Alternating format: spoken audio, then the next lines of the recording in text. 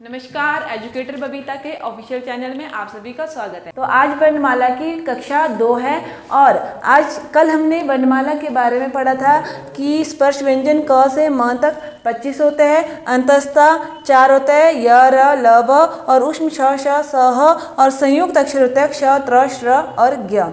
तो आज हम वर्णमाला के भाग को आगे बढ़ाते हुए उसमें करेंगे कि श्वास मात्रा के आधार पर वर्णमाला के कितने भेद होते हैं। तो सबसे पहले श्वास मात्रा के आधार पर वर्णमाला के 2 भेद होते हैं। एक होता है अल्प प्राण और एक होता है महाप्राण। अल्प प्राण हुए जिसका उच्चारण करने के लिए हमें कम प्राण या कम वायु का प्रयोग करना पड़ता है, और महाप्राण होता है जिसका उच्चारण करते समय हमें अधिक वायु या अधिक श्वास का प्रयोग करना पड़ता है। तो अल्प प्राण होते हैं हमारे पास स्पर्श मतलब क से म तक, ये वाले क से म तक ये हुए हमारे स्पर्श व्यंजन। तो अल्प प्राण होता है हमारे स्पर्श का पहला मतलब क, च, ट, त, प। स्पर्श का पहला अल्प प्राण हुआ मतलब पहला। स्पर्श का तीसरा मतलब ग, ज, ड, द, ब और 5वां मतलब अल्प प्राण हुए स्पर्श का पहला, तीसरा, 5वां। और इसके साथ आते हैं हमारे अंतस्थ व्यंजन। कौन कौन से? य, र, ल, व। इनका उच्चारण करने के लिए हमें कम वायु का प्रयोग करना पड़ता है। ये हुए हमारे अल्प प्राण। और महाप्राण होते हैं स्पर्श का दूसरा और चौथा, मतलब स्पर्श का द्वितीय अक्षर और चतुर्थ अक्षर। महाप्राण हुए स्पर्श का दूसरा और चौथा। दूसरा हुआ ख, छ, ठ, थ, फ और घ, झ, ड और ध और भ।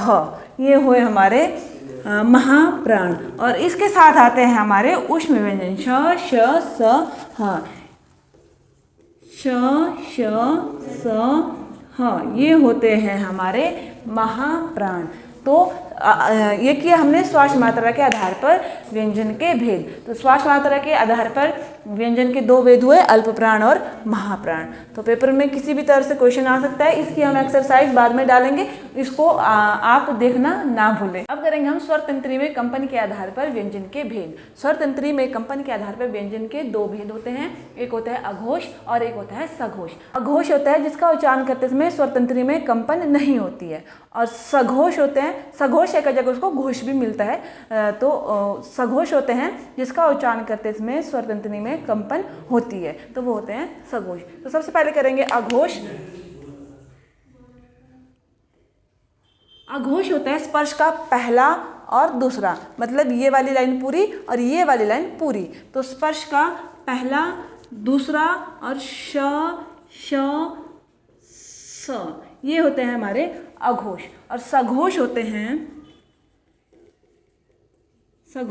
स्पर्श का तीसरा, चौथा और 5वां। ये होते हैं हमारे सघोष।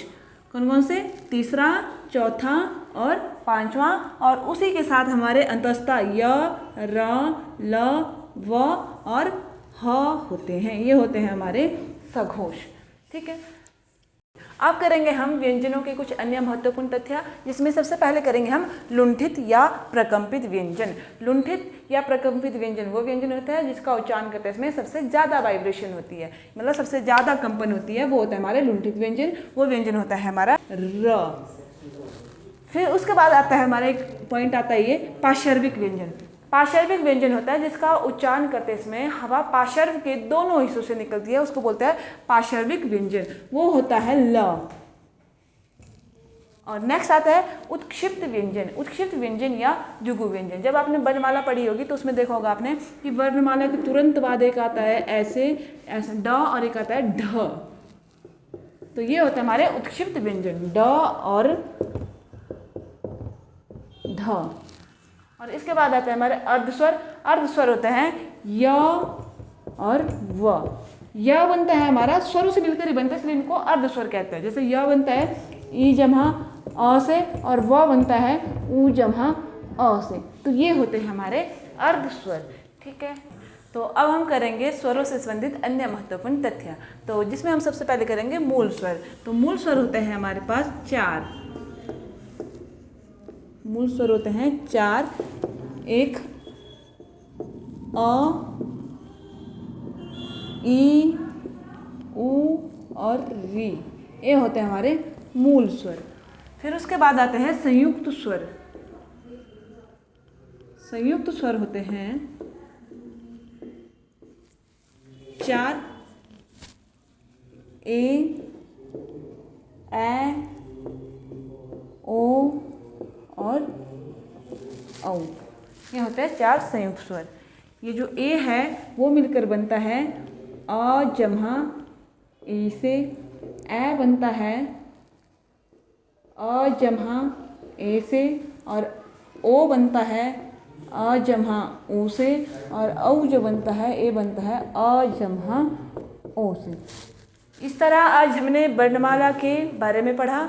इसके बाद हम वर्णमाला की एक और क्लास लेंगे जिसमें हम वर्णमाला में उच्चारण स्थानों के विषय में पढ़ेंगे। तब तक के लिए धन्यवाद।